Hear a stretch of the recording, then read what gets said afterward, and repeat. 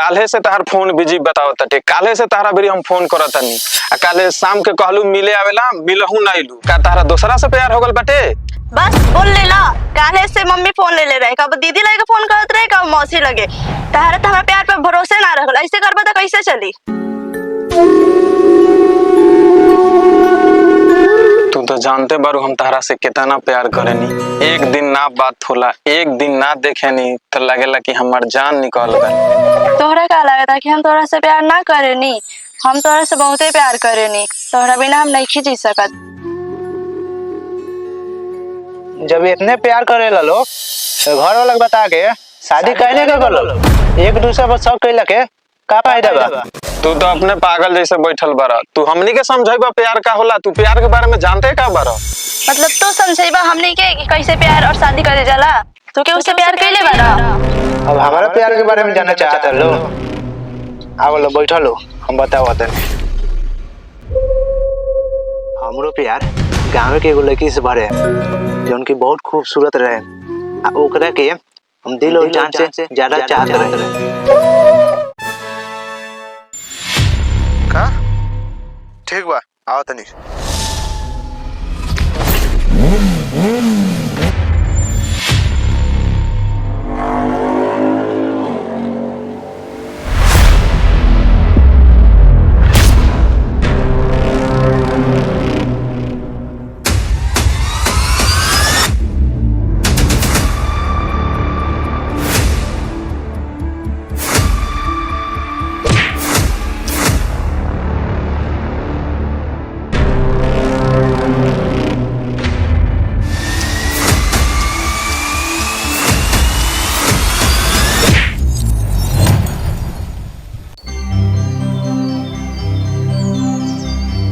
रे सरवा, जब तो देह में दम ना तो काले झगड़ा कर चल चल।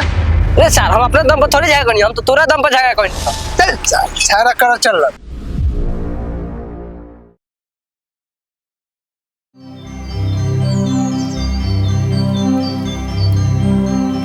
बाबू वो तो नहीं आओ तो चौकी अंदर करा दो सो ना, उनके चौकी धारी लोग दे। चल ना, गांव में बारिश चौकी ढाट में का चल ना, वो बूढ़ा खाली है, खाली काम दो। का बाबा का बाबा आज तो चौकी अंदर करा दो लोग। उठा उठा उठा बड़ा दिक्कत होता सुते में। उठा धरा दो बाके भाई बाबा उठावा सदीन।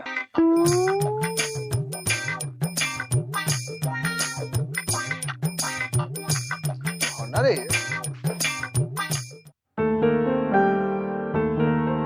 ये रख दी लो।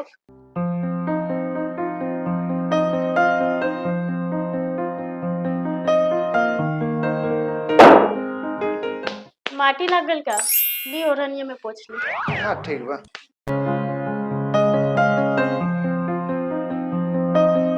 रे घंटा देत लगे काहे ना पूछ ले ली सब। चल ते सारा वही सब में फिर मिल हां मैं पूछ लेते।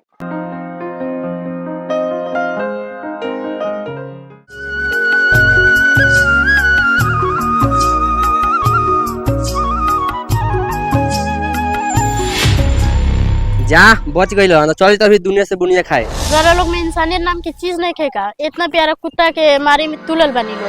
छोड़ जाए दी चल चल सार लही के पक्षी से चले चलो चल आराम से। और देह में भी कोख में बाप रे ए बैठना दे आराम से। और ये भाई ठंडा तो बोइले भाई ठंडा अंडा खाई के पड़ी अब। बस चल पड़े हमें।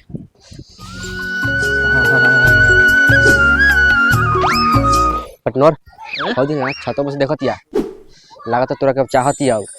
अच्छा ये सब के फेरे में चल पड़े चल। अच्छा ए हो देख ना हम नहीं खावा, बड़ा निमन लागेला, मन करे लेके एकरा से बता। हां हां, उ त हमर घर के बगल के मुनवा हा।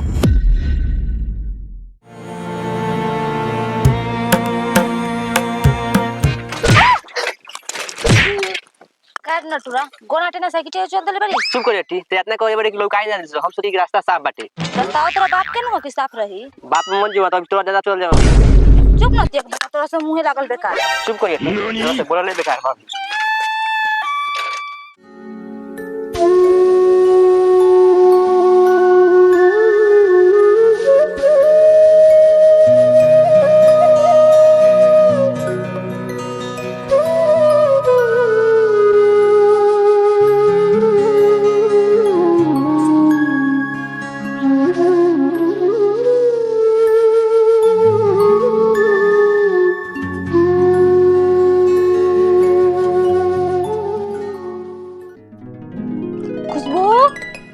ए खुशबू, ए खुशबू, का हरे? फेर के कॉपी देता। अच्छा रुक देता, एगो बात पूछेगे बस सुन ना। तोर घरवा के बगलवा में जो लड़का रहे जो पढ़े जात रहे, आज पढ़े ना गला, कोनो बात बा का? सब छोरी पगला गल बिया प्यार में, आज एतवार नु हर। जा हम भुला गइनी, बाकी तोर घर तो वही जानू। हां वही जगह तोरे देखे के बा। हां चल चल हमरा घर चल। चल।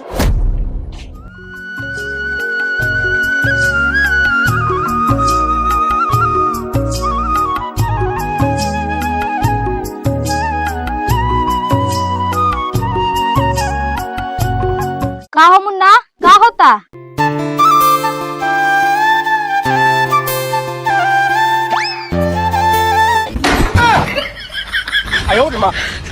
जा तो भागनी, अब का हुई? भागनी तो का भइल, चलेगा ना घरवा में।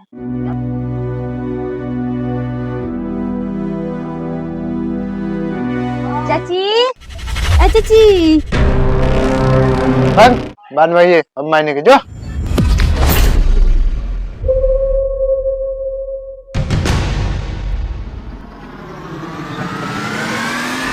अरे साला घर में सिंगरत जाऊ।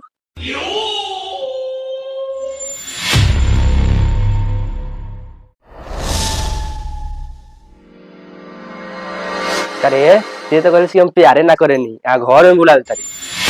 ते खाली वे सब सोचली कोजले माई के खोजिया रखियो। हम तो जानते बानी कॉलेज तोरा माइक खोजे यार लकियो, ऊ कहला यार लकियो। हम जानते ये ओइसे फिर हम चल हम खेले रहतनी। चल।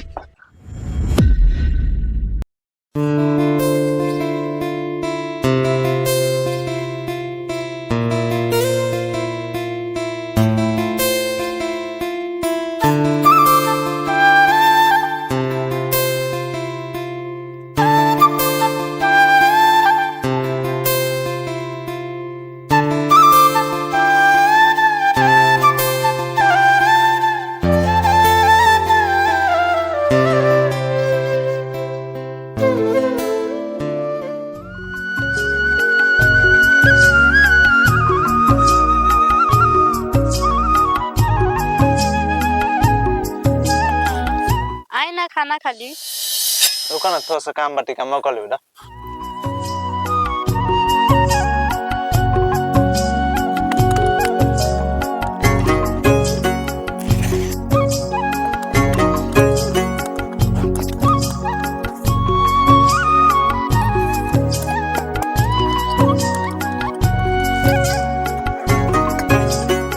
छोरी पहले काम धाम, पहले है खाली।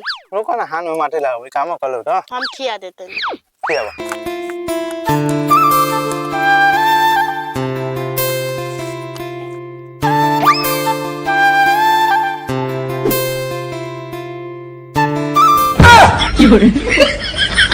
अरे सर वाह का भरी देख किताबों में खुशबू लुकोटो लखियो पढ़नु गलस वो प्यार के चक्कर में। फिर सर फालतू के बात कइलो नु पढ़ तारा पढ़ अपन। अच्छा का कर लखियो खुशबू का किताब में? देख ना हम टिमोनी पीटा पढ़ रहियो और खाना लेके आइल हियो। हां तो प्यार करबो तो यह नु करबो, ये से याद कुछ ना होई, चेमन पहिते पथबो, हम जान गइनी।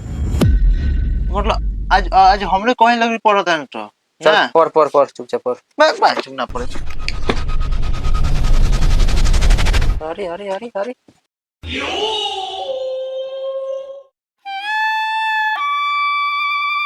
बाक हमरा मन नहीं पत करेगी।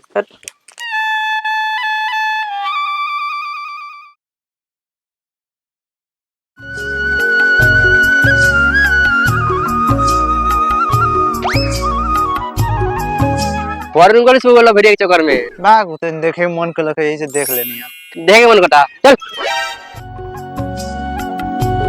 अरे मारा चल आगे फिर हम मरल खाना के दे के दोस्त के दिल ए मुन्ना सुन ना, वो तेरे से काम रलक। बोल ना एक आदमी तेरे से बात करे के चाहता। हमरा से हां के ओ दिन हमर सहेली नहीं रहल ओ है। हां वो कैसे तो हमहू बात करे चाहत रही। ठीक बा, कल टाइम पे आ जाइए। ठीक बा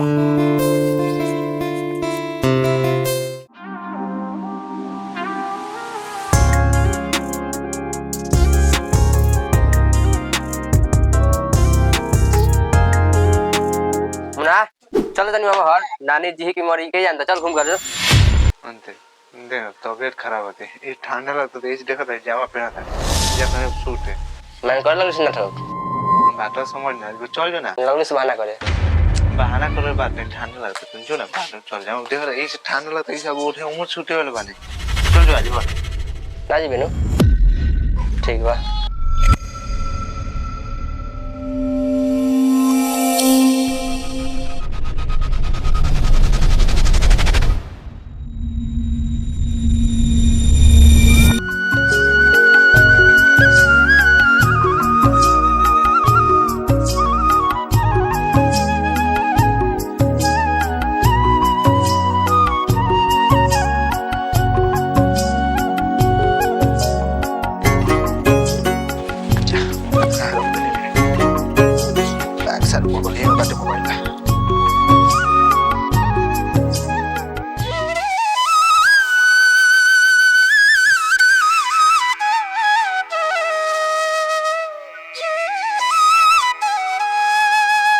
नितेश तने एगो गिफ्ट पे कर ना गिफ्ट हां तो कर दी हां ये ठीक है कर दी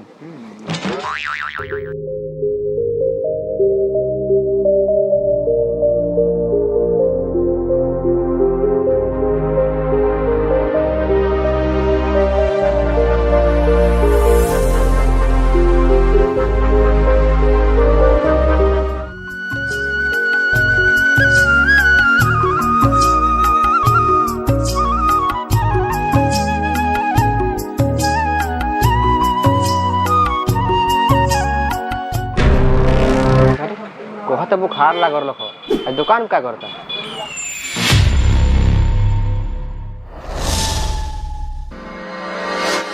तो काहे लायर लख रे कौन मुन्ना हम ना गिफ्ट पैक करो लिखा है कोई किस पे हां नाम लिख लो का हां खुशबू नाम लिखो लिखा ले जी खुशबू तारा कहता बुखार लागल बा गिफ्ट करो था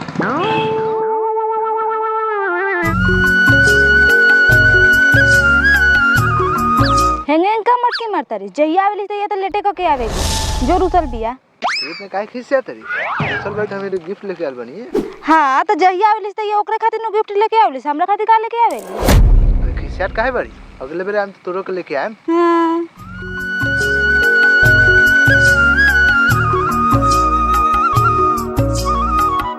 साला कहन जाए कि मामा ही सरवा ना गइल हो ये चिमर में आके गिफ्ट देता भाई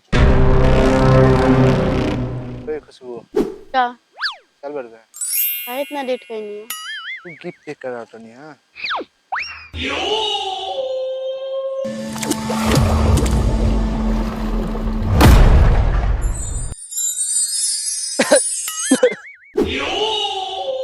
ए खुशबू चला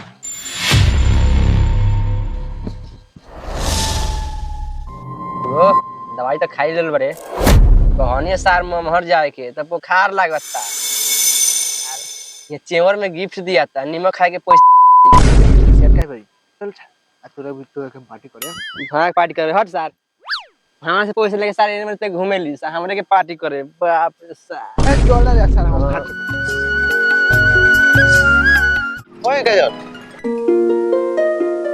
तने सामान देवे कर लखो और भेटो करे के मन करतो तने आज बोलै है ना ना रे हमरा काम बाटे ओइ दिन नु भेट कइलिस आज बुलाओ ना वही ना है टाइम नहीं खे चल तो अगर 16 की निकल टाइम नहीं खे वही ना है ना बोलोगे ठीक बा शाम के बताएं शाम को बताम ना बुला लिए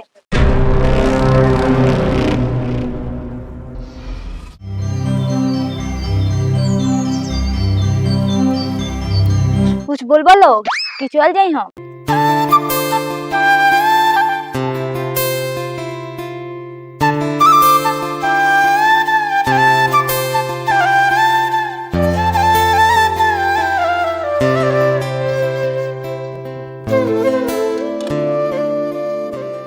ना मुन्ना हम ना ले पाए मम्मी पापा घर में बानी लोग देखे में लोग तो बोले लगे रखी ना कुछ नहीं हम बाने ए चलो लोग जल्दी लेट होता रुकेगा ना कुछ देर और रुक जाएगा ना जाए थी मम्मी बोले लगी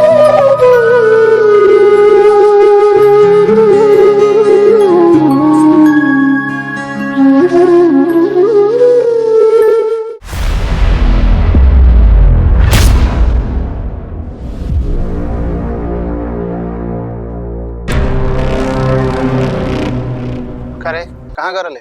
सहेली के साथे बाजार कर रहे बाजार पर कर रहे है, बोलबे झूठ। कारे काहे हला गुला कोइले बड़ा तो तो मालूम बा घर में क्या होता?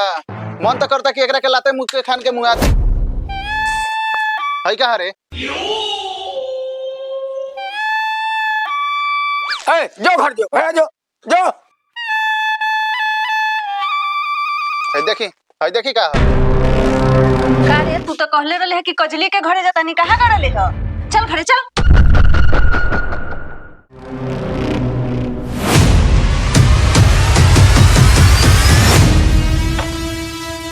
करे तोनी के जौन करता है तो ठीक नहीं कर सकरा, सुधार बस सुधार तोनी के पहले तो ही काला सुर आ क्या बात बा ई बताओ। का बात बा तोनी के बताई। ओकर भाई हटिए। अच्छा ऐसन बात बा। प्यार हमारा सच्चा बा तो झुकाना पे जबाना ना कबो डरल बा ना कबो डरी तो धमकी से ये दीवाना। चुप मजनू के औलाद। भैया जाय दी गलती होला माफ करिए। अब से समझा दम जा दी। समझा दिए ना तो जान से हाथ धो बैठी। समझ गइले सब? ठीक है भैया चल साला।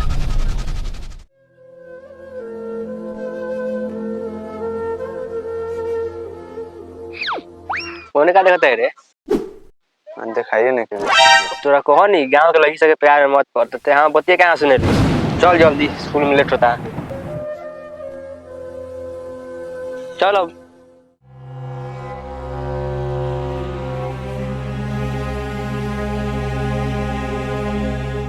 खुशबू ए खुशबू ए काजल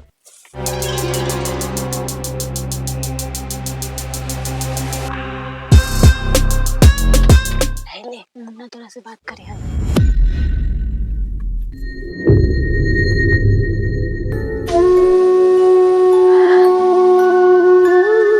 हाँ हेलो हेलो हेलो कहाँ रहो थे? हम तारा बिना ना जी पाए। कहाँ भल? घरे के सब लोग जान गए। बहाने नु लड़ाई हमने से के भाग चले के। हाँ ठीक बा ले चल तू। तो फिर वोट कहाँ पर चुप ना। जल्दी आई। ठीक बा आ गए। जल्दी देना बतिया के।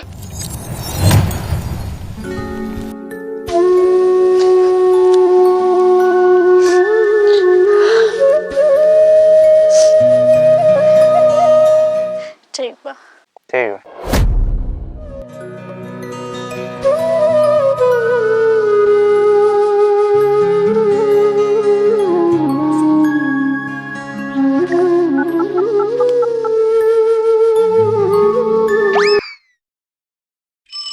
अरे इतना रात के फोन काहे करता रे? हेलो हेलो हाँ बोल। नितेश तोरे एगो हेल्प चाहिए। तोरा तो हमार जान हाजी बा बाकी लड़की के मीटर ना हो चाहिए। मीटर तो लड़की के बा। मैंने साफ पगला गल मेरे करता। हाँ हम पगला गल बनी ओकरा बिना जी ना पाएम। हम तैयारी बन से भागेला ते हमर साथ दोस्त बनू हम मदद करबे। साथे खेलने से फुलवारी में साथे पढ़ने से गांव के स्कूल में ते हमार दोस्ती को सब करता रे। जिंदगी रही चाहे जाई यारी में तोरा से ये उम्मीद रहो। चल आवा दानी ठीक बा जौन हो जौन देख ले चल। ठीक बा आओ।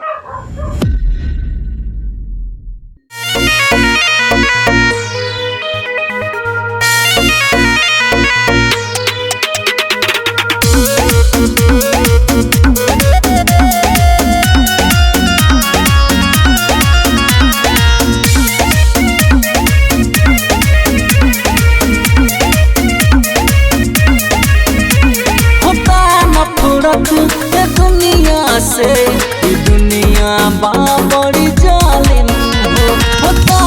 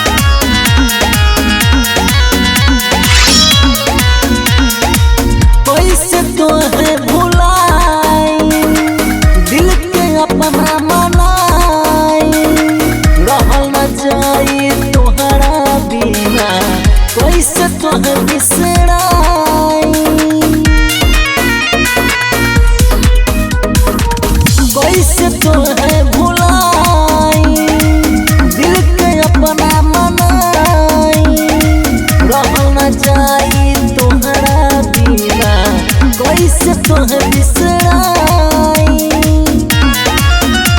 खिलाना दी फुलवा के उजारी दी मारी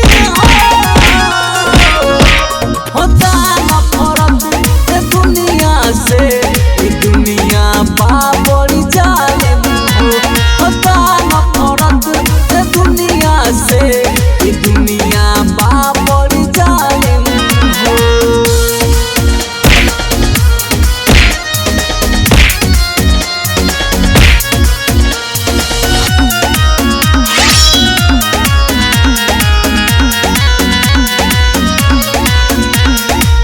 कहत सभे मुआ दल केहू न कहे मिला दल कौन भइल दीवाना से गलती ऐसन जानी सजा दल कहत सभे मुआ दल केहू न कहे मिला दल कौन भइल दीवाना से गलती ऐसन जानी सजा दलो लिखाई इतिहास दुनिया में पढ़ी लो मोहब्बत के तालीम होता न फरक ए दुनिया से ए दुनिया बाबरी जालिम हो होता न फरक अरे पानी मानबा सा कि अपन गुंडाई चालू करी। देखिए मुखिया जी जब हमार लड़के गलती कर देले बा तो जवन पंचायत के फैसला होई तो हम माने हमार जब बेटे नालायक बा तो एमे हम क्या कर सकत तनी मुखिया जी। मुखिया जी हमरो कोनो आपत्ति नहीं है जब हमार बेटिए गलती कर दिले बिया तो बाप बेटी का दोनों का सजा मिले के चाहिए।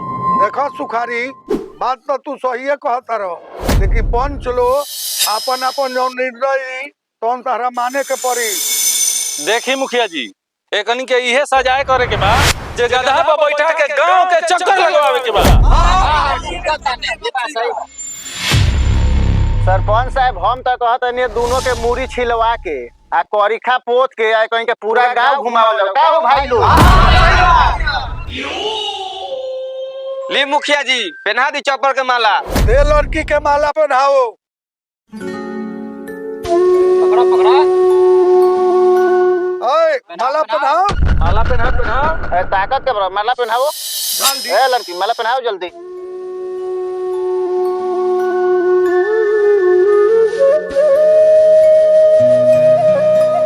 रे करिखा ले आओ ओकरा गाल में लगवाओ। अगर मुंह सब करिया कर दो दोनों जना अपना अपना लड़का के मुंह में लगावो तो